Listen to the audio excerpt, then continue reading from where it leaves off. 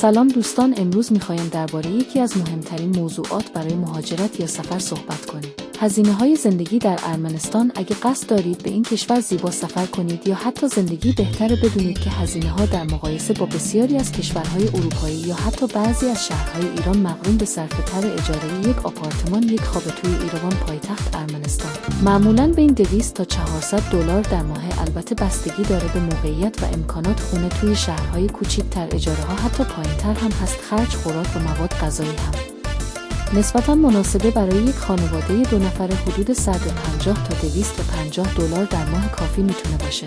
حمل و نقل عمومی، اینترنت و آب و برق هم هزینه‌های چندان بالایی ندارن. مثلا هزینه اینترنت نامحدود ماهانه حدود 10 تا 15 دلار در کل، با حدود 500 تا 700 دلار در ماه میشه یه زندگی ساده و قابل قبول توی ارمنستان داشت. البته سبک زندگی و محل سکونت شما نقش مهمی در این عدد دارن. اگه دوست دارین درباره زندگی در ارمنستان بیشتر بدونین، حتما این ویدیو رو لایک کنید و کانال رو سابسکرایب کنین تا در ویدیوهای بعدی بیشتر باهاتون در این باره صحبت کنیم.